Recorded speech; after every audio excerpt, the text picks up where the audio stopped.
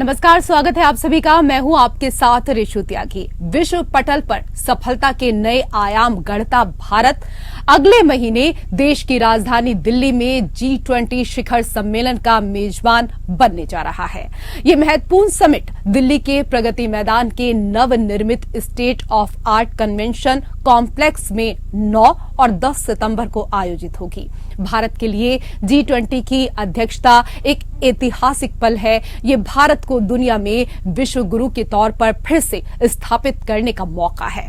दुनिया कई बड़ी समस्याओं के समाधान के लिए भारत की ओर देख रही है। वैश्विक संगठन की अध्यक्षता संभालकर भारत कई वैश्विक मुद्दों को सुलझाने में मदद कर रहा है।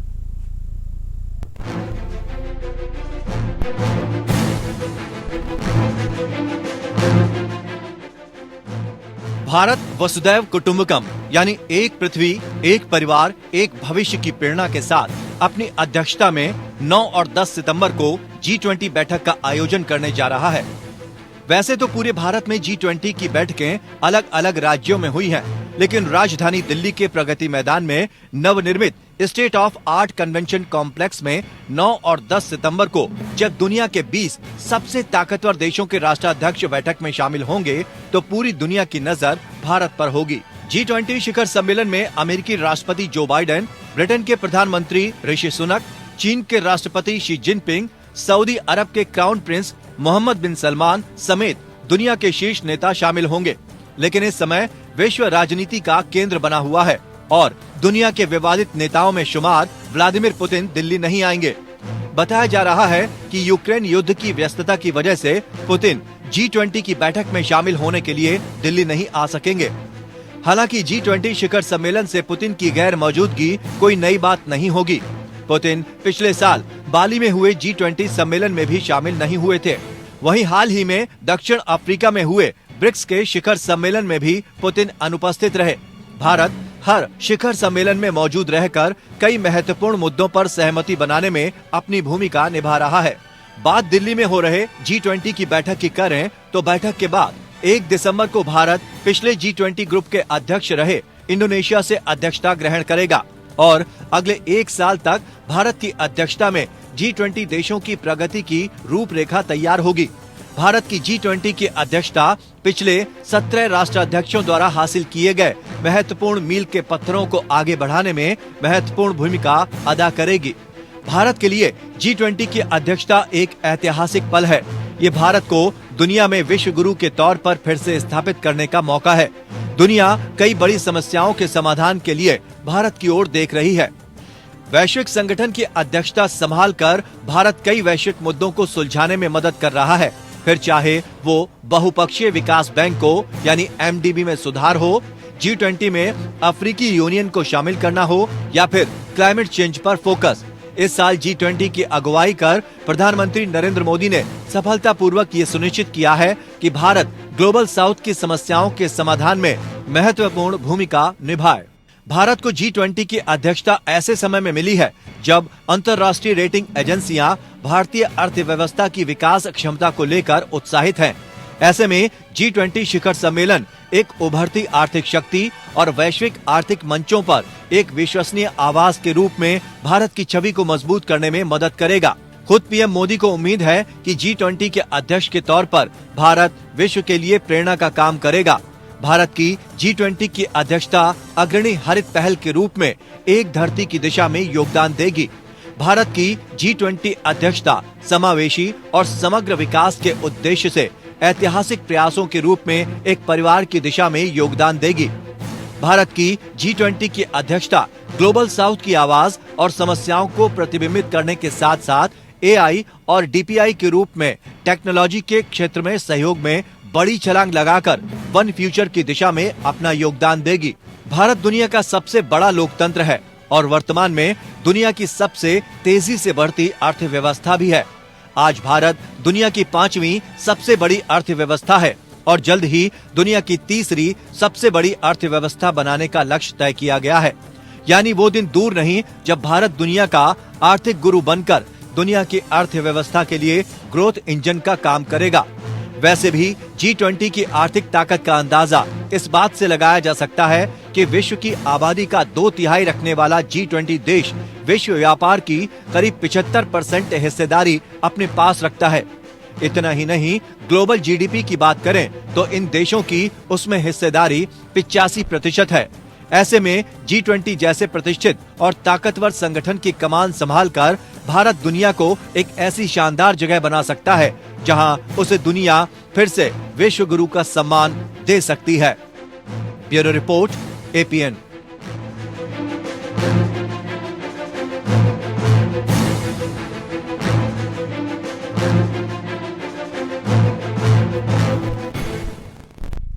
तो एक पृथ्वी, एक परिवार, एक भविष्य की प्रेरणा के साथ अपनी अध्यक्षता में 9 और 10 सितंबर को G20 बैठक का आयोजन करने जा रहा है।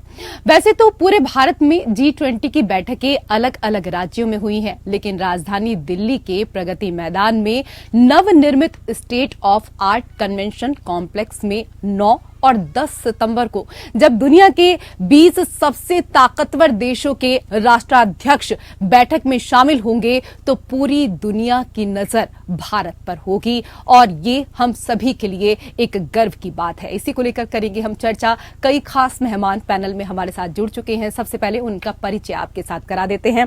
हमारे साथ बीजेपी के प्रवक्ता गौरव मिश्रा जुड़ चुके हैं, बहुत स्वागत आपका। हमारे साथ कांग्रेस के प्रवक्ता रत्नाकर सिंह जुड़ चुके हैं, आपका भी बहुत स्वागत।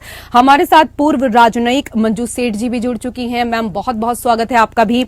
और हमारे साथ स्ट्रेटेजिक एक्सपर्ट संजीव श्रीवास्तव जी भी जुड़ चुके हैं, बहुत बहुत स्वागत सर आपका भी। मंजू जी, अमेरिकी यूरोपीय वर्चस्व ने दुनिया को कई दुनिया में बांटा, ये हम सभी ने देखा और इसी विभाजनकारी दृष्टि को उन्होंने विभिन्न अंतर्राष्ट्रीय प्लेटफॉर्म के माध्यम से आगे भी बढ़ाया। भारत ने G20 की theme one earth, one family, one future रखकर दुनिया को मजबूत संदेश दिया है कि वो अपने मूल्यों पर प्रतिबद्ध है और वैश्विक पटल पर निरपेक्ष और जिम्मेदार देश है। मैम, आवाज मिल पा रही है आपको मेरी? चलिए, शायद आवाज नहीं मिल पा रही है मंजू जी को। सर, यही सवाल मेरा आपसे भी है, संजीव जी। भारत की जो विश्व के मामलों को लेकर के जो प्रतिबद्धता है, जो कमिटमेंट है, वो बहुत ही बड़ा है, विशाल है।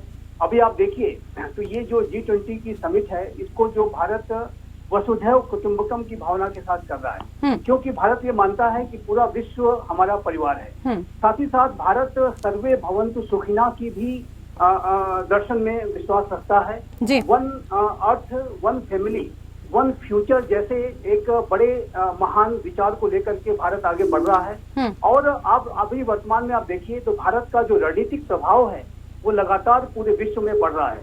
चाहे वो वातावरण परिवर्तन का संकट हो, चाहे वो आर्थिक समस्याओं से जूझने की बात हो, चाहे वो इंडो पैसिफिक रीजन या अन्य क्षेत्रों में रूल्स बेस्ड ऑर्डर को, नियम आधारित व्यवस्था को बनाकर रखने के लिए किए जाने वाले प्रयास हो, चाहे वो आतंकवाद की चुनौती हो या ग्लोबल कॉमन्स को सुरक्षित रखने के लिए किए जाने वाले प्रयास हों, सभी में भारत अपनी नेतृत्वकारी भूमिका अदा कर रहा है।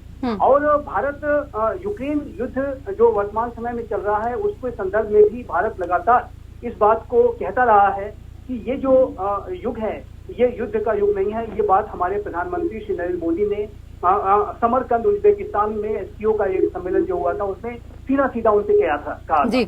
और भारत जाहिर है कि इस बात का भी समर्थक है कि किसी भी राष्ट्र की संप्रभुता, उसकी टेरिटोरियल इंटेग्रिटी और उसकी किसी भी राष्ट्र के अपने विदेश नीति को स्वयं से निर्धारित करने का जो उसका सॉवरेन राइट है उसका भी सम्मान होना चाहिए। तो जाहिर है कि भारत बड़े मूल्यों में विश्वास रखने वाला राष्ट्र है और बड़े मूल्यों में विश्वास तो रखता ही है, साथ ही साथ जो इन मूल्यों को, उन विचारों को अमली जामा पहनाने के लिए भी भारत जो ये नया भारत प्राइम मिनिस्टर श्री नरेंद्र मोदी के नेतृत्व का है वो अपना पूरा प्रयास कर रहा है। और अभी आप देखिए तो भारत के अंदर ये जो महासम्मेलन होगा उसमें अनेक महत्वपूर्ण मुद्दों पर, वैश्विक मुद्दों पर चर्चा होगी, जिसमें कि जो G20 का मूल मैंडेट है आर्थिक समस्याओं के समाधान के लिए प्रयास करना, फाइनेंशियल स्टेबिलिटी को विश्व की बनाए रखने के लिए जो प्रयास है वो तो भारत करेगा ही।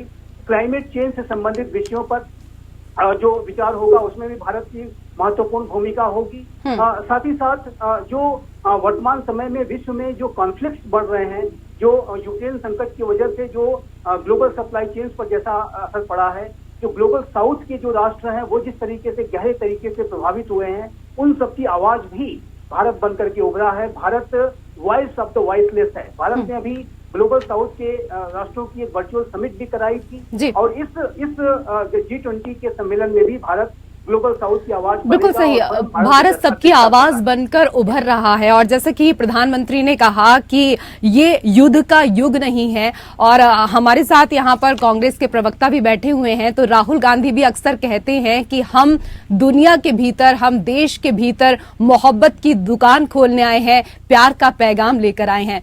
रत्नाकर जी, G20 के मंच से भारत ने खुद को ग्लोबल साउथ में मजबूत कंधे की तरह प्रस्तुत किया। कंधा जिम्मेदारी का भी प्रतिमान है और मजबूती का भी है। इसका आकलन आप किस तरीके से करते हैं? निश्चित रूप से देखिए, भारत देश को अपना अग्रणी बनाने के लिए एक प्रयास करते रहना चाहिए, और वो प्रयास जो है वो सभी लोगों का मिलकर प्रयास होना चाहिए और सारे लोगों का उसमें विकास होना चाहिए। सिर्फ चंद पूंजीपतियों का विकास नहीं होना चाहिए। मैं आपको बताना चाहूंगा रेशु जी, ये G20 का जो कार्यक्रम हो रहा है, आप करिए, अच्छी चीज है। देश के 12 राष्ट्राध्यक्ष को बुलाइए, अपने यहाँ पे कार्यक्रम कराइए, लेकिन आज देश की परिस्थिति है जो वो उसे सच्चाई से अवगत जरूर कर रहना चाहिए। सच्चाई ये है कि आज भी हमारा देश ग्लोबल हंगर इंडेक्स में 100 भूखमरी में 121वें स्थान में 107वें। ऐसे समय में तो राजनीति करना बंद कर दीजिए रत्नाकर जी, ऐसे समय में भी आप राजनीति करेंगे? आप देश की छवि बाहर कुछ भी बनाइए, लेकिन देश के अंदर की जो हकीकत है वो तो लोगों को पता चलना ही चाहिए। हकीकत कोई विदेशियों के साथ तो कोई डिस्कशन कर नहीं रहे, हम तो अपने पार्टी के लोगों के साथ डिस्कशन कर रहे हैं, अपने लोगों को बता रहे हैं कि हकीकत क्या है। तो इसमें राजनीति करने की बात ही नहीं आती है। ठीक है, मैं जवाब ले लेती हूँ, संजीव जी से मैं जवाब ले लेती हूँ जरा। माफी चाहेंगे गौरव मिश्रा जी। जी ऋषि जी। रत्नाकर जी जो अभी कह रहे हैं, मैंने कहा कि कम से कम इस विषय पर आज तो राजनीति नहीं होनी चाहिए, लेकिन उनका कहना है कि हम देश के भीतर कम से कम देश के लोगों को तो सच्चाई बताएं। देश के लोगों को सच्चाई पता है, लेकिन सच्चाई से मुंह मोड़ने का काम कांग्रेस पार्टी करती है, और इसीलिए ये यूरोप में जब जाते हैं राहुल गांधी जी, तो भारत की तस्वीर को एक विकृत स्वरूप में प्रस्तुत करने का काम करते हैं। वहीं आज दुनिया के देश भारत के नेतृत्व के प्रति अपनी भक्ति, श्रद्धा और विश्वास सब प्रदर्शित करने हैं। उसका सबसे बड़ा कारण है कि भारत जब पेंडेमिक में, दुनिया के इतने बड़े पेंडेमिक में, सदी के सबसे बड़े पेंडेमिक में वैक्सीन मित्र योजना के अंतर्गत तमाम उन देशों को वैक्सीन भेजता है, तो भारत का नेतृत्व दिखाई देता है। जब Bharat one earth one solar की बात करता है तो भारत का नेतृत्व दिखाई देता है। जब भारत 80 करोड़ लोगों को मुफ्त राशन मुहैया कराता है तो दुनिया के अमीर देश, विकसित देश उसका अध्ययन करते हैं कि कैसे यूरोप जितनी बड़ी आबादी, मेक्सिको जितनी बड़ी आबादी को एक साथ भारत मुफ्त में भोजन करा ले रहा है। जब 50 करोड़ लोगों का जनधन अकाउंट खोल दिया जाता है इस देश में, तो कैसे इतना बड़ा फाइनेंशियल इंक्लूजन भारत जैसा देश कर लेता है। तो भारत ने उदाहरण विश्व के सामने प्रस्तुत किए हैं, अपने नेतृत्व को प्रतिस्थापित किया है। बिल्कुल, और एक बार फिर से मौका है हमारे पास विश्व गुरु बनने का। संजीव श्रीवास्तव जी, ये सिर्फ G20 समिट ही नहीं बल्कि भारत के लिए बड़े स्तर पर बदलाव लाने के लिए भी एक अहम मौका है। हम भारत को फिर से विश्व गुरु बनने के सपने को आकार दे सकते हैं। देखिए, ये भारत के लिए एक महान ऐतिहासिक अवसर है, और जाहिर है कि एक इतना बड़ा जो आयोजन की हमारी जो राजधानी दिल्ली है वो पूरे विश्व की 2 दिनों तक पावर कैपिटल बनी रहेगी। दुनिया के सारे जो बड़े शक्तिशाली, सबसे शक्तिशाली जो नेता हैं वो एक छत के नीचे भारत की राजधानी दिल्ली में होंगे, हमारे प्रगति मैदान के नए कन्वेंशन सेंटर में होंगे, भारत मंडपम में होंगे। और ये जाहिर है कि भारत के लिए बड़े गर्व और सम्मान का दिन है, और इस आयोजन को सफल बनाने के लिए हर एक भारतीय नागरिक की जिम्मेदारी बनती है, चाहे वो सत्ता पक्ष हो या विपक्ष हो, कि सभी को इसमें अपना सक्रिय और सकारात्मक और सृजनात्मक योगदान देना होगा। और ये जाहिर है कि ये भारत के सभी नागरिकों का एक बड़ा कर्तव्य भी है, मैं कहूँगा जिम्मेदारी भी है, और ये अवसर भी है कि जब हम भारत के द्वारा एक बेहतर और सफल G20 के महासम्मेलन के आयोजित करा करके पूरे विश्व में एक बहुत बड़ा संदेश दे सकते हैं कि ये जो नया भारत है, ये जो आज का आधुनिक भारत है, वो भारत पूरे विश्व का नेतृत्व कर सकता है। तो ये मुझे लगता है कि बहुत बड़ा अवसर है। दूसरा, जहाँ तक मुद्दों की बात है, तो आप देखिए कि पिछले जो G20 की जो समिट हुई थी, जो बाली डिक्लेरेशन आया था, उसमें भी भारत के प्रधानमंत्री श्री नरेंद्र मोदी के ये जो वर्ड्स ऑफ विजडम थे कि जिसमें उन्होंने कहा था कि ये युद्ध का युग नहीं है, वो पूरे बाली डिक्लेरेशन में भी वो गूंजता रहा। क्योंकि जो भारत की जो विदेश नीति अभी आप देखें तो विदेश नीति भारत की बहुत ही संतुलित है, एक विवेकपूर्ण है, बुद्धिमत्तापूर्ण है, जिम्मेदारी भरी है। भारत ने यूक्रेन के युद्ध में किसी का एक पक्ष का साथ नहीं दिया है, न तो भारत ने रशिया का साथ दिया या उसकी कोई निंदा वगैरह की, या अमेरिका और नाटो का भी भारत ने साथ न देते हुए अगर भारत ने किसी का साथ दिया है तो शांति का साथ दिया है, किसी का साथ दिया है तो स्थिरता का साथ दिया है, संपन्नता का साथ दिया है, संप्रभुता को बनाए रखने के विचारों का साथ दिया है, इंटरनेशनल रूल्स बेस्ड ऑर्डर को सम्मान करने का साथ दिया है। तो ये जो भारत की विदेश नीति है, ये बहुत ही स्वतंत्र। बिल्कुल सही आप कह रहे हैं। और विदेश नीति को लेकर हम जहां पर प्रधानमंत्री जी की तारीफ कर रहे हैं, लेकिन इस प्रधानमंत्री जी की तारीफ के साथ साथ अगर कोई इसका हकदार है तो वो जयशंकर जी भी हैं।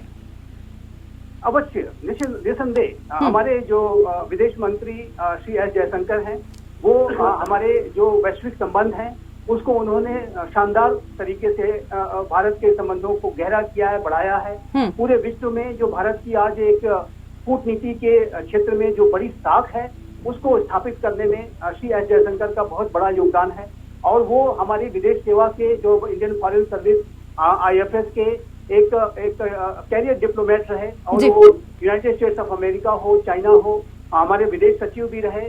और वो एक ऐसे परिवार से आते हैं, उनके पिता श्री के सुब्रमण्यम, वो भारत के स्ट्रेटेजिक अफेयर्स के एक फाउंडिंग फादर कहे जा सकते हैं, भीष्म पितामह की तरह से हम उनको जानते हैं। आऊंगी रत्नाकर जी आपके पास। एक ऐसा अनुभव वाला व्यक्ति यदि आज भारत का विदेश मंत्री है, तो ये भारत के लिए बहुत ही सम्मान और एक बड़ा एक जो है एसेट है वो हमारे लिए, पूरे भारत के लिए। और जाहिर है कि वो अपनी प्रतिभा का, अपने अनुभवों का जो है पूरा प्रदर्शन करते हुए भारत की विदेश नीति का गौरव लगातार बढ़ा रहे हैं।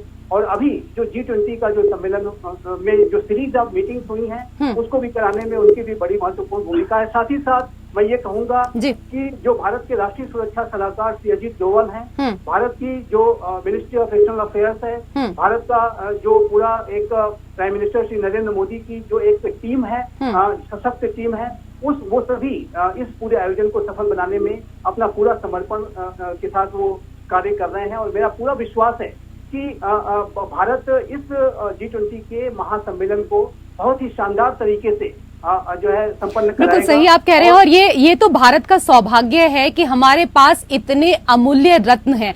रत्नाकर जी कुछ कहना चाह रहे थे। रत्नाकर जी देखिए, मुझे थोड़ा समय दीजिएगा। जी बिल्कुल बिल्कुल सर, बातों को पूरा नहीं कर। देखिए, निश्चित रूप से भारत का अगर विकास होता है, भारत अगर विश्व गुरु बनता है, तो यह देश का प्रत्येक नागरिक जो है वो हर्ष महसूस करेगा, गौरवान्वित महसूस करेगा। लेकिन अगर सिर्फ हम मीडिया में खबरें चल रही हैं कि भारत विश्व गुरु बन रहा है और भारत का बड़ा नाम हो रहा है और इससे सिर्फ प्रसन्न हो रहे हैं लोग, तो ये हमारी प्रसन्नता का विषय नहीं रहेगा, हमारे गौरव का भी विषय नहीं रहेगा। मैं आपको बता दूं रेशु जी, आज देश की परिस्थिति कैसी है। आज देश में ये कह रहे हैं कि हम जो है तीसरी बड़ी अर्थव्यवस्था बनेंगे, 5वीं अर्थव्यवस्था है। निश्चित रूप से ये कोई 2-4-10 साल का ये तो कार्यकाल में नहीं हुआ है, ये डिकेड्स में हुआ है, कई डिकेड्स में। और ये 3 गुना अर्थव्यवस्था का विकास यूपीए सरकार में भी हुआ है और वो निरंतर जारी है वो सब चीजें। और जो एजेंसीज हैं, जो विदेशी एजेंसियां हैं, वो बताते हैं कि कैसे कैसे जो है भारत तीसरे से पहला भी आ जाएगा कुछ सालों के बाद, 10 सालों के बाद, 20 सालों के बाद, 30 सालों के बाद। लेकिन प्रश्न यहाँ पे है कि क्या भारत सर्वांगीण विकास कर रहा है? क्या उसकी आम आदमी का जो आमदनी भी उसी तरह बढ़ रही है जैसे अमीरों का इनकम बढ़ रहा है? आज मैं आपको एक आंकड़ा बता देना चाहता हूँ कि हमारे देश की प्रति व्यक्ति आय जो है वो पूरे विश्व में सभी देशों में 128वें स्थान पे है। तो हम विकास की बात जो करते हैं तो वो क्या अंबानी और अडानी की विकास की बात करते हैं? ठीक है रत्नाकर जी, राजनीति करने के लिए बहुत दिन आएंगे रत्नाकर जी, बहुत दिन आएंगे, लेकिन ये पूरे भारत के लिए खुशियों का मौका है। और आज तो कम से कम खुश हो जाइए ना, आज तो 200 रुपए सस्ता हुआ है घरेलू गैस सिलेंडर। लगातार महंगाई की आप बात कर रहे थे। संजीव जी, किस तरीके से देखते हैं आप इसको? जी देखिए, भारत का जो उत्थान है, जो विकास है, जो भारत एक विश्व शक्ति के रूप में लगातार उभर रहा है, वो जाहिर है कि भारत के सभी जो हमारे नागरिक हैं उनका जो कठिन परिश्रम है, उनका, हमारे भारत का, अगर आप स्वतंत्रता के बाद से ही मैं बात करना चाहूंगा कि जो भारत का जो उत्थान और विकास हुआ है उसमें सभी ने अपनी भूमिका निभाई है, सभी सरकारों ने अपनी जो है समय समय पर अपनी भूमिका निभाई है और इसको हमें साथ में सभी को लेकर के चलना होगा। और चाहे भारत की, अगर मैं विदेश नीति की बात करूं तो शुरुआत से ही अगर आप देखिए तो भारत की विदेश नीति में एक संतुलन दिखाई देता है। एक ऐसी विदेश नीति जो कि किसी भी पक्ष का कभी भी साथ नहीं दिया और हमेशा हमने अपनी रणनीतिक स्वायत्तता को बनाए रखा है। और यहाँ तक कि जो शीत युद्ध का समय था उसमें भी हमने अपनी रणनीतिक स्वायत्तता के आधार पे ही कूटनिरपेक्षता की नीति को उस समय फॉलो करते थे। लेकिन वर्तमान समय में जो वर्तमान विश्व है उसमें भी भारत जो है पूरे विश्व के सभी राष्ट्रों के साथ अपने संबंधों को बेहतर बनाने की कोशिश करता है। और जहां कहीं भी कॉन्फ्लिक्टिंग इश्यूज आते हैं, जैसे कि अब आप देखिए तो वर्तमान समय में विश्व में रणनीतिक अनिश्चितता बढ़ती जा रही है, एक नए शीत युद्ध की परिस्थितियां बनती जा रही है, जो महाशक्तियां हैं उनमें ध्रुवीकरण हो रहा है। एक तरफ अमेरिका, नेटो, जो अन्य उसके जो एलाइज और कुछ पार्टनर्स हैं, वहीं दूसरी तरफ Russia, China, Iran, north Korea, Syria, Belarus जैसे राष्ट्र एक तरफ दिखाई देते हैं। तो और उनके बीच में आपस में एक टकराव सा दिखाई देता है। और जो हथियारों को नियंत्रित करने से संबंधित जो संधियां थी वो टूट रही हैं और जो हथियारों की होड़ बढ़ रही है। यूक्रेन का संकट, युद्ध जारी है, ताइवान पर चाइना के हमले का खतरा लगातार बना हुआ है।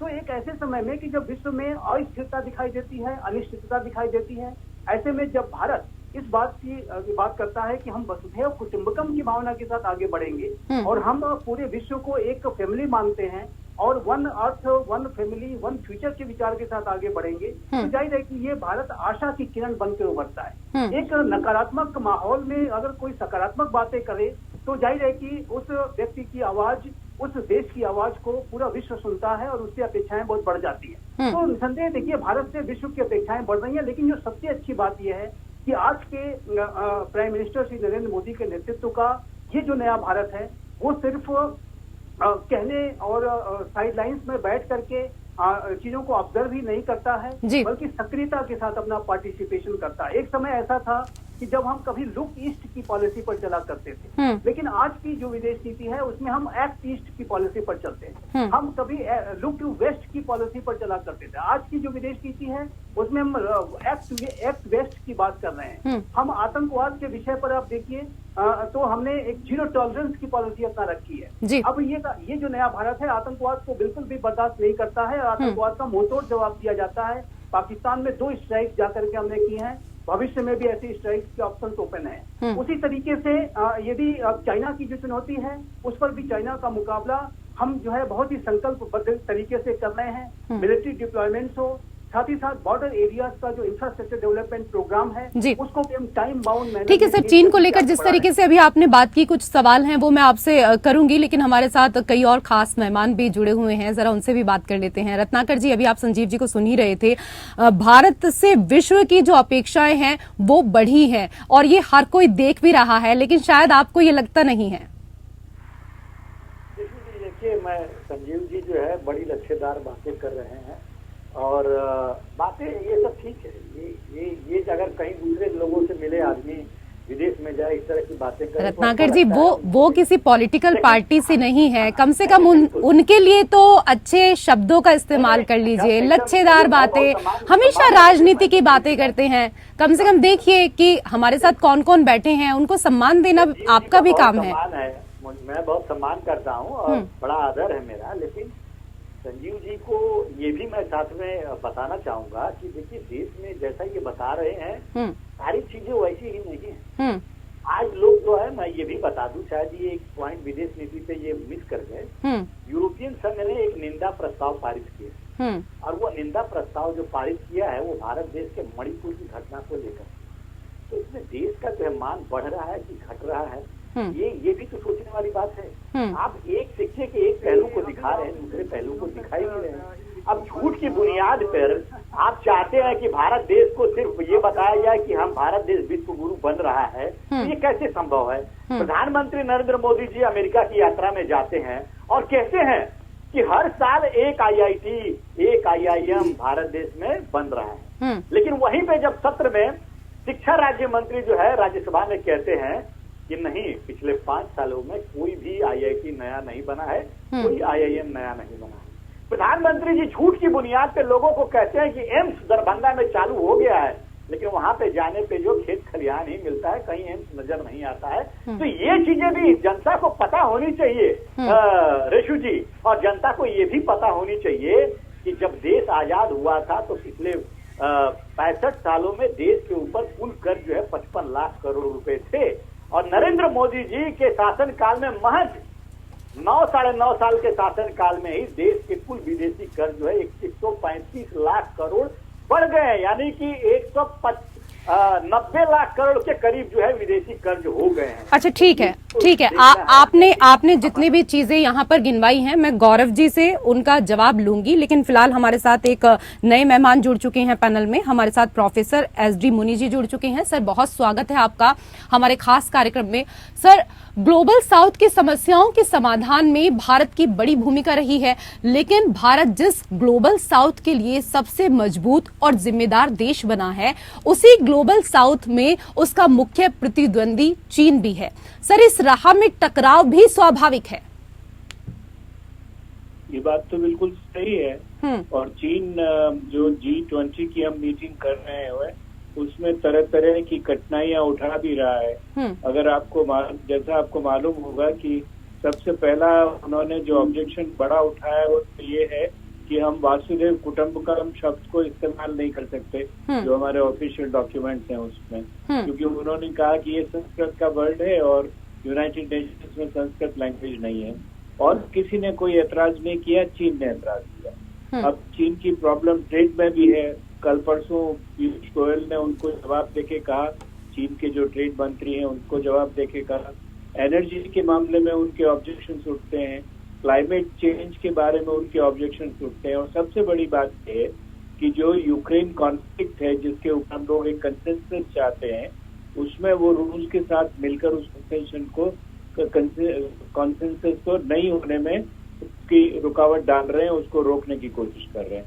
तो चीन से प्रतिद्वंदिता तो है ही है, और अब ब्रिक्स में भी वो अपने लोगों को लाके एक नया समुदाय खड़ा करना चाहते हैं। तो एक कंपटीशन तो है जरूर, इसमें कोई दो राय नहीं है। हालांकि जो हमारा ग्लोबल साउथ का कॉन्सेप्ट है वो बिल्कुल नया नहीं है। हम लोग हमेशा से डेवलपिंग कंट्रीज को आगे बढ़ाते रहे हैं, नॉन अलाइनमेंट के थ्रू, G77 के थ्रू, थर्ड वर्ल्ड के थ्रू, चाहे कोई भी मसला हो, हमने हमेशा से जो डेवलपिंग कंट्रीज हैं उनका मुद्दा उठाया है और आगे रखने की कोशिश की है, और उसी को भरपूर शक्ति के साथ हम लोग G20 में भी रख रहे हैं। ठीक है सर, ये तो यहाँ पर चीन को लेकर बात हुई, लेकिन संजीव श्रीवास्तव जी, सर, भारत अब तक पश्चिमी देशों का बाजार रहा है, लेकिन अब उसे अपने लिए भी बाजार तलाशने हैं। इस दिशा में बांग्लादेश, नेपाल जैसे एशियाई, अफ्रीकी व लैटिन अमेरिकी देशों को साथ लाने का प्रयास भी इस मंच के माध्यम से हुआ है। वो कितना प्रभावी रहेगा? मुझे लगता है कि ये बहुत ही प्रभावी रहेगा, और भारत विश्व की वर्तमान समय में सबसे तेज गति से बढ़ती हुई अर्थव्यवस्था है। वहीं अगर आप देखिए तो चाइना की जो अर्थव्यवस्था में लगातार एक गिरावट देखी जा रही है, और जाहिर है कि भारत का जो एक डोमेस्टिक जो मार्केट है, जो वहाँ की इंडस्ट्रीज हैं, वो लगातार अपना बेहतर से बेहतर प्रदर्शन कर रही हैं, और इसके लिए उनके वस्तुओं के निर्यात के लिए बाजारों की आवश्यकता होगी। तो मुझे लगता है कि ये जो G20 का जो मूल मैंडेट है, जो शुरुआत से ही इसका जो मूल मैंडेट है, वो विश्व में फाइनेंशियल स्टेबिलिटी को बढ़ाने का रहा है। राष्ट्रों के बीच में जो इंटरनेशनल ट्रेड को किस तरीके से बेहतर तरीके से संचालित किया जाए, ये इसका कोर मैंडेट रहा है। और उस मैंडेट को ध्यान में रखते हुए भारत ने लगातार G20 से संबंधित बैठकें अनेक शहरों में कराई हैं, जिसमें कि जो फाइनेंस मिनिस्टर्स के लेवल की जो बैठकें हैं, जो फाइनेंशियल इंस्टीट्यूशंस, रिजर्व बैंक के गवर्नर स्तर के जो संस्थान, विश्व के G20 देशों के जो संस्थान हैं, उनकी जो बैठकें हैं लगातार हुई हैं। और लगातार हमने देखा है कि भारत किस तरीके से आर्थिक मोर्चे पर भी विश्व का नेतृत्व कर रहा है, और इस प्रक्रिया में भारत की इकोनॉमी को इसका निसंदेह लाभ मिलेगा। और जो ऐसे राष्ट्र जहां पर भारत अपने उत्पादों को जो है उसका निर्यात कर सकता है, उनसे भी व्यापार की संभावनाएं बहुत बढ़ेंगी। और जाहिर है कि भारत स्वयं में एक विश्व का एक बहुत बड़ा एक लोकतांत्रिक बाजार तो है ही, साथ में एक उभरती हुई जो वैश्विक आर्थिक शक्ति भी है। और जैसा कि मैंने कहा कि हमारी जो इंडस्ट्रीज हैं वो लगातार बेहतर से बेहतर प्रदर्शन कर रही हैं और विश्व में वो अपने मार्केट्स की तलाश में है। तो मेरा ऐसा मानना है कि जो ये G20 का जो सम्मेलन है उसमें भारत का जो वैश्विक कद है, जो रणनीतिक कद भी बढ़ेगा अवश्य, क्योंकि भारत की चाहे वो यूक्रेन संकट के संदर्भ में बात हो, ग्लोबल सप्लाई चेन जो गंभीर रूप से यूक्रेन संकट की वजह से प्रभावित हुई हैं, उसके संदर्भ में जो एक संतुलित नीति की बात हो, चाहे वो क्लाइमेट चेंज से संबंधित विषयों की बात हो जिसका कि भारत आज नेतृत्व कर रहा है, साथ ही साथ सस्टेनेबल डेवलपमेंट गोल्स जो हैं, उनको 17 गोल्स जो हैं उनको हासिल करने में, वो जो 2030 का यूएन का जो एजेंडा है उसको हासिल करने में भारत जिस तरीके की अपनी बड़ी भूमिका निभा रहा है, वो तो भारत का जो एक स्थान बन ही रहा है। लेकिन आर्थिक शक्ति के तौर पर भी भारत एक महाशक्ति बनकर के उभर रहा है। और जाहिर है कि G20 के सम्मेलन के बाद जो भारत का जो इंटरनेशनल इकोनॉमिक एंगेजमेंट है वो भी और अधिक गहरा होगा, और भारत की इंडस्ट्रीज को इसका लाभ मिलने जा रहा है। उनकी संभावनाएं जो है बिल्कुल, भारत को हर क्षेत्र में लाभ होगा और भारत का कद पिछले कुछ समय से लगातार बढ़ता जा रहा है। प्रोफेसर SG मुनि जी, भारत ने इंटरनेशनल सोलर अलायंस बनाया, दुनिया का एकमात्र ऊर्जा संगठन है जिसकी अगुवाई भारत कर रहा है। सौर ऊर्जा, पर्यावरण की चुनौतियों और फ्यूल पॉलिटिक्स के बीच अच्छा समाधान है। G20 की बैठकों के माध्यम से भारत ने इस क्षेत्र को खूब प्रोत्साहित किया है और इसके सहारे कई देशों से संबंध भी मजबूत हो रहे हैं। देखिए, भारत में जो ऑल्टरनेटिव एनर्जी है, जो रिन्यूएबल एनर्जी है, उसमें काफी प्रगति की है जी। लेकिन ईमानदारी से ये बात दिमाग में रखनी चाहिए कि जो एनर्जी का मामला है उसमें G20 में अभी तक कोई कॉन्सेंसस क्रिटिकल इश्यूज पे नहीं है। लोग इस बात को मानने को राजी नहीं है कि उनको कार्बन एमिशन को हटाना चाहिए जो क्लाइमेट कंसर्न है, लेकिन एनर्जी से भी रिलेटेड है कि किस तरह की एनर्जी आप इस्तेमाल करेंगे उससे उसका कार्बन एमिशन होगा, उसके ऊपर लोग मानने को तैयार नहीं है। एनर्जी को धीरे धीरे जो फॉसिल यूज एनर्जी है उसको कम करने की कोशिश कीजिए, तो सऊदी अरेबिया जैसे देश भी उसके ऊपर आपत्ति उठाते हैं। तो ये कहना आसान है कि हम लोग ऑल्टरनेट एनर्जी को या रिन्यूएबल एनर्जी के ऊपर बहुत बड़ा काम कर देंगे, लेकिन दुनिया के और देशों को साथ में रखना इतना आसान नहीं है। और यही सबसे बड़ी चुनौती है जो सारे विश्व को क्लाइमेट चेंज की समस्या से जूझने के ऊपर आमदा करती है। ये देखिए, ये इसलिए हमें बिल्कुल दिमाग में ही रखना चाहिए कि हाँ, हम प्रगति कर रहे हैं और हम अपनी तरफ से पूरी कोशिश कर रहे हैं, लेकिन दुनिया को साथ लेके चलना, अजीब अजीब नेशन हैं, उनकी अलग अलग प्रायोरिटीज हैं, उन सबको एक में बांधना एक बहुत बड़ी चुनौती का काम है। बिल्कुल, ये बात बहुत सही है कि सभी को एक सूत्र में बांधना, सभी को एक साथ लेकर चलना, ये बहुत बड़ी चुनौती है। गौरव मिश्रा जी। बिल्कुल, इसमें कोई दो राय नहीं है, लेकिन भारत ने अपने प्रदर्शन से, अपने कार्यों से, जिस तरह से G20 समिट के पहले 125 देशों में व्यापक अध्ययन करके अपने उपलब्धियों के आधार पर उनकी समस्याओं को समझ करके, क्योंकि उन समस्याओं को भारत भी जिया है और उससे उभरा है, बाहर निकला है, तो विश्व के सामने एक उदाहरण प्रस्तुत करता है। इसलिए भारत को स्वीकार करने के लिए तमाम देश आ रहे हैं। जाए ग्लोबल साउथ की जहां तक बात हो रही है, 60% ऑफ द पॉपुलेशन G20 देश उसमें समाहित होते हैं, लेकिन उसमें 125 देश नहीं आते हैं। उन 125 देशों की आवाज बन करके आज भारत उभरा है। तो मुझे पूरा विश्वास है कि सोलर, चाहे रिन्यूएबल, एक समय था कि जब यूरोप में पीस डिविडेंड की बात होती थी, फिर कार्बन क्रेडिट की बात होने लगी, उससे एक कदम आगे बढ़कर के भारत ने ग्रीन क्रेडिट की बात की। आज भारत उन समाधानों को दुनिया के सामने रख रहा है जिसको वो अपने यहाँ प्रमाणित कर चुका है और विश्व उससे जूझ रहा है। दुनिया के तमाम विकसित देश उन समस्याओं से जूझ रहे हैं, इसलिए भारत की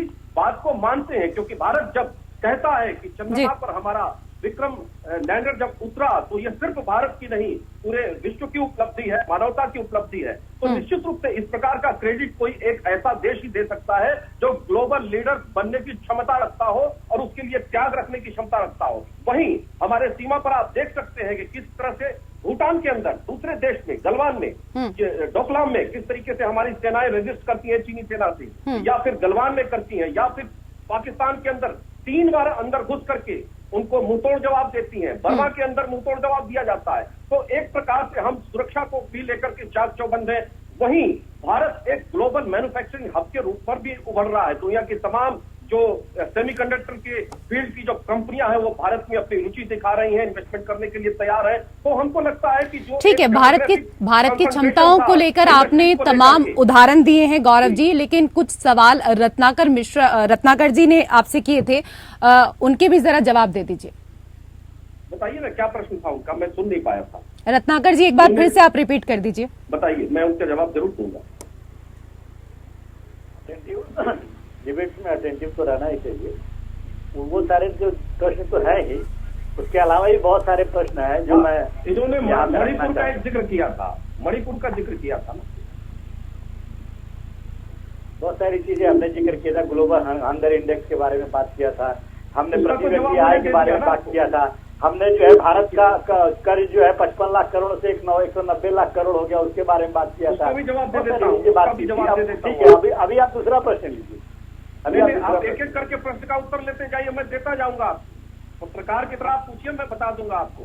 देखिए, आंकड़ों के साथ बात करिएगा, प्रवचन की तरह नहीं। कहाँ से लाए वो आप। ठीक है रत्नाकर जी, शायद उस वक्त गौरव जी को आवाज नहीं आ रही थी, आप अपने प्रश्न पूछ सकते हैं।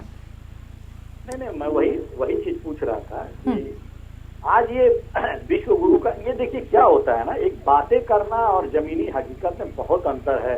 रेशु जी, मैं आपको बताऊंगा, आज मैंने जो चीजें पूछी इनसे कि आज विश्व गुरु बनने का जो ये बता रहे हैं कि भारत विश्व गुरु बन रहा है, लेकिन भारत देश के लोगों के बारे में क्या, लोगों की आमदनियां जो है वो 128वें देश पे है, पूरे विश्व में जितने देश है 128वें स्थान पे हैं। तो आप समझ सकती हैं कि लोगों की इनकम नहीं बढ़ रही है, अमीरों की इनकम अंबानी और अडानी की बढ़ रही है, तो उससे भारत देश नहीं बनता है। भारत देश में हर एक नागरिक से देशविंदा और सर्वांगीण विकास होना चाहिए। मैं तो कल ही खबर पढ़ रही थी कि कितने लोगों को नियुक्ति पत्र दिए गए हैं। प्रश्न आपने मेरे से पूछा है। हाँ, आप कह रहे हैं ना, बेरोजगारी की बात कर रहे हैं, तो मैंने कहा कि मैंने तो कल ही खबर पढ़ी कि कितने बेरोजगारों को नियुक्ति पत्र दिए गए रोजगार मेले में। देखिए रिशु जी, ये अजीब विडंबना है कि देश में जो है 45 साल में सबसे ज्यादा जो है महंगाई है और ऑल टाइम हाई पे जो है बेरोजगारी है। आऊंगे गौरव जी आपके पास। बेरोजगारी दर देख लीजिए, आज सबसे ज्यादा बेरोजगारी दर है। और आप वादा करते हैं कि हम प्रति वर्ष 2 करोड़ नौकरी देंगे, अभी तक तो आपको 20 करोड़ 18 करोड़ के करीब नौकरी दे देना चाहिए। आप जो प्रशस्ति पत्र बांट रहे हैं वो भी 70,000 71,000 लोगों को प्रशस्ति पत्र बांट रहे हैं। ठीक है, मुझे एक ब्रेक पर जाना होगा, इसलिए जवाब ले लेती हूँ जल्दी से। गौरव मिश्रा जी, देखिए, जहां तक नौकरी की बात है तो भारतीय जनता पार्टी की सरकार ने मुद्रा योजना, स्टार्टअप योजना, प्रधानमंत्री स्वनिधि योजना और डायरेक्ट अगर नौकरी की बात की जाए तो भी 9 लाख नौकरियां हमारी सरकार में दी गई है। केंद्र सरकार की बात की, ये अपने सरकार का आंकड़ा उठा लें 2.5 लाख आएगा। वहीं भारतीय जनता पार्टी की चल रही सरकार ने भारत की अर्थव्यवस्था को 10वें नंबर से उठा करके 5वें नंबर पे पहुंचा दिया। और आज ये बात करते हैं कर्ज की। आज फॉरेन रिजर्व भारत के पास इतना है, जितना कर्ज नहीं है उससे ज्यादा फॉरेन रिजर्व है। ये अपने सरकार को केवल आंकड़े देख लें। जब मनमोहन सिंह दुनिया के सबसे बड़े अर्थशास्त्री जब थे तो 23% 24% का रिसेशन होता था। जब छोड़ के गए थे तो भी महंगाई दर 14% की थी। आज कहाँ है? 4.25% है, 4.2% है। कैसी बातें करते हैं? अरे आंकड़ों पर भी बात करेंगे तो भी फिसल जाएंगे। कर देना कम से चाहता कम हूँ सही आंकड़े लेकर जुलाई का आंकड़ा आया अभी, आज प्रति व्यक्ति खुदरा महंगाई दर जो है 7.44% है, बोलने से मैं नहीं और ये 4 पॉइंट की बात कर रहे हैं। आंकड़े तो सही लेके आइए। अब आप सुनिए, साफ देश की जनता को आंकड़े तो सही बताइए। प्रति व्यक्ति आय कितनी थी इस देश में? 46,000 थी, आज कहाँ है? 1 लाख के करीब पहुंच गई है। आप कैसी बातें करते हैं? किस तरह के आंकड़ों को उठा करके लाते हैं? आज 2 रुपए की चाय 10 रुपए की मिलती है, 2 रुपए की चाय 10 रुपए की मिलती है। आप ग्लोबली अगर भारत को विश्व गुरु कह रहे हैं तो ग्लोबली कंपेयर करिए ना। दुनिया में प्रति व्यक्ति आय किन देशों से ज्यादा है हमारा, ये तो बताइए। आपको पता है? आपको पता है यूरोप में कितनी महंगाई है? यूरोप में 13% पार कर गया है, अमेरिका में पार कर गया है, भारत में लेकिन रत्नाकर जी, एक चीज ये भी तो देखिए ना कि एक समय था जब भारत को सोने की चिड़िया के नाम से जाना जाता था, फिर एक समय वो भी आया जिसमें भारत को कई देश जादूगरों का देश कहकर मजाक भी उड़ाने लगे। लेकिन आज भारत ने खुद को विश्व पटल पर फिर से स्थापित किया है और उसका असर देखिए कि कई वैश्विक मुद्दों को सुलझाने के लिए भारत से एडवाइस और मदद दोनों मांगी जा रही है। देखिए रेशु जी, ये जो सपेरों का देश कहा जाता था और पहले भारत सोने की चिड़िया थी, ये सब चीजें हैं। लेकिन ये 9 साल की उपलब्धियों को अगर आप बोलेंगे कि 2014 में ही भारत देश का उदय हुआ है, तो ये तो कहीं नहीं, ये तो कोई कह ही नहीं रहा है। ये तो कोई नहीं कह रहा। जनता पार्टी के प्रवक्ता लोग कहते हैं डिस्कवरी ऑफ इंडिया 2014 में मिली है, तो ये 2014 के पहले किया हुआ काम जो IIT नहीं, ये तो गौरव जी गलत है ना। ये तो गलत है कि इसका मतलब कांग्रेस ने इतने साल तक कुछ किया ही नहीं। हाँ बिल्कुल किया ना, देश की सेनाओं ने किया, वैज्ञानिकों ने किया, देश को जो राष्ट्र को उन्नति के पथ पर ले जाना चाहते थे उन्होंने किया। इन्होंने तो 38 करोड़ तो अभी कौन कर रहा है? अभी कौन कर रहा है? इन्होंने तो जम्मू कश्मीर को बांट दिया 370 देके। इन्होंने तो अरुणाचल की जमीन को दे दिया चीन को। इन्होंने तो लक्षद्वीप को दे दिया श्रीलंका को। इन्होंने तो क्या नहीं दिया, हर तरह से तोड़ने का काटने का काम किया। आपकी सरकार में और इनकी सरकार में देश की सेना अलग अलग थी क्या? नक्सलियों का कारोबार किया। आपने बोल लिया ना, क्या था इस देश में? आपने बोल लिया, अपराध का केवल कारोबार किया देश में। और अब जब देश की जागरूक जनता ने इनको दरकिनार कर दिया है, तब देश आगे बढ़ना शुरू हुआ है। और आज भी वही स्थिति रहेगी, आने वाले समय में भी वही स्थिति रहेगी। कितना भी गाना गा ले, राहुल जी फिर यूरोप जाने वाले हैं। आंकड़ों पे बात करिए, यात्रा से फिर यूरोप जाने वाले हैं और करिए। वहाँ फिर गाना गाएंगे कि आइए हमारे देश को बचाइए, पूरे दुनिया के ताकतवर देश। ठीक है गौरव मिश्रा जी, आप क्रेडिट लेना चाहते हैं, क्रेडिट लीजिए, लेकिन पिछली सरकारों ने कुछ नहीं किया ये आप नहीं कह सकते हैं। ये आपको भी शोभा नहीं देता, क्योंकि आप बात करते हैं कि पूरा विश्व हमारा परिवार है, पूरे विश्व को परिवार की तरफ देखते हैं आप। नहीं था। और इतना कंपटीशन मानते हैं, ऐसा कम से कम अभी तो नहीं होना चाहिए। खैर, संजय श्रीवास्तव जी, मेरे पास कई और गेस्ट भी हैं। मंजू सेठ जी भी हमारे साथ जुड़ चुकी हैं। बहुत बहुत स्वागत है मैम आपका। मैम, भारत ने अपनी सॉफ्ट पावर को भी खूब मजबूती से आगे बढ़ाया है। भारत की सॉफ्ट पावर चाहे योग हो, आयुर्वेद हो, मिलेट्स हो, इसमें हमारा एकाधिकार है। यहाँ किसी की हमसे प्रतिस्पर्धा नहीं है और ये सॉफ्ट पावर्स दुनिया की तमाम समस्याओं का समाधान है। हम इनके माध्यम से भी अधिक स्थिर और सांस्कृतिक और राजनयिक संबंध बना सकते हैं। बिल्कुल आपने बिल्कुल सही कहा। हमारी सॉफ्ट पावर बहुत ही स्ट्रांग है और हमने डिस्प्ले भी किया है। अभी आप देखेंगे क्योंकि G20 के समिट के रनअप पे जितने हमने कल्चरल और सारी दूसरी जो चीजें डिस्प्ले की हैं, योग का भी, और जैसे आपने कहा सभी इस्तेमाल किए हैं हमने, और ये बहुत एक इफेक्टिव टूल इंडिया ने इस्तेमाल किया है और जो लोगों पे असर भी हुआ है और बहुत ही प्रभावित हुए हैं सारे देश। और voice of the global south भी हो के G20 समिट में जो हमने उनकी बात आगे रखी है, ये भी एक इम्पॉर्टेंट एलिमेंट है। हमारी एक सॉफ्ट पावर ही कह लीजिए, क्योंकि इससे बहुत गुडविल क्रिएट हुआ है और बहुत उनको बहुत अप्रिशिएट किया गया है कि इंडिया ने ये एक पहल ली है कि G20 में, जहाँ ये सारी इकोनॉमीज हैं, 125 देशों की जो इकोनॉमीज हैं, जो नहीं इंक्लूडेड है G20 में, वो उनकी भी आवाज आगे रखी जाए। तो ये बहुत, और लोग जो जितने कंट्रीज के लीडर्स हैं उन्होंने अप्रिशिएट किया इस बात को। तो एक सॉफ्ट पावर एक इम्पोर्टेंट एलिमेंट है, हाँ, बस साथ में हार्ड पावर भी बहुत जरूरी है, इकोनॉमिक पावर भी बहुत जरूरी है एक कंट्री की एक महत्वता को बढ़ाने की।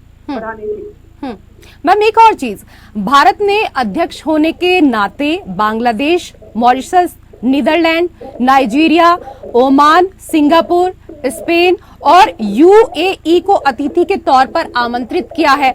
इन नामों का चुनाव भारत ने क्या लक्ष्य रखकर तय किया होगा?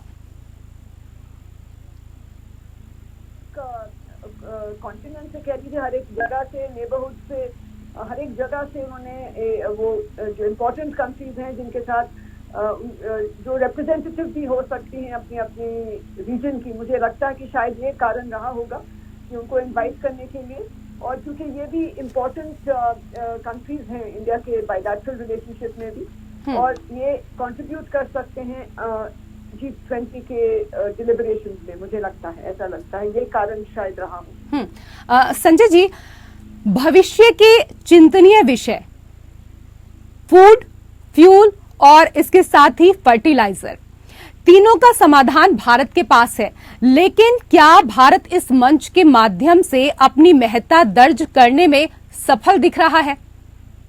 निसंदेह भारत ने ऑलरेडी G20 की अनेक जो बैठकें हैं उसको आयोजित किया है। भारत के अनेक शहरों में ये बैठकें बड़े ही उत्साह के साथ, बड़े संकल्प के साथ और बड़ी सफलता के साथ आयोजित कराई गई हैं। और अनेक जो महत्वपूर्ण मुद्दे हैं जिसमें कि आपने फूड, एनर्जी, फर्टिलाइजर की जो सप्लाई चेन्स हैं उस पर जो स्ट्रेस दिखाई दे रहा है, विश्व के जो अन्य महत्वपूर्ण जो आर्थिक चुनौतियां हैं, फाइनेंशियल इनस्टेबिलिटी जो देखी जा रही है, उसके ऊपर भारत ने पहले ही एक गंभीर मंथन किया है। साथ ही साथ अनेक राष्ट्रों के नेताओं के साथ भारत बैक चैनल के माध्यम से भी लगातार इस पूरे जो है समय में, जब से भारत ने अध्यक्षता संभाली है, वो संपर्क में रहा है। और वैश्विक जो अनिश्चितता बढ़ती जा रही है, रणनीतिक अनिश्चितता बढ़ती जा रही है, उसके समाधान के लिए भी भारत ने प्रयास किए हैं।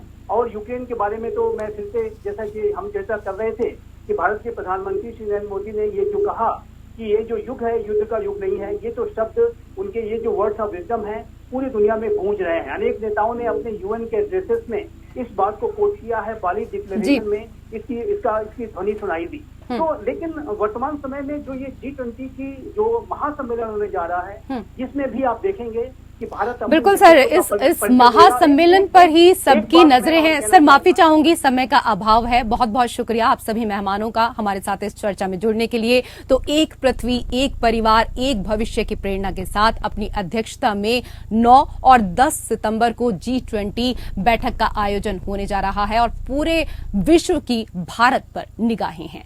लोकतंत्र में मेरे साथ फिलहाल इतना ही। नमस्कार।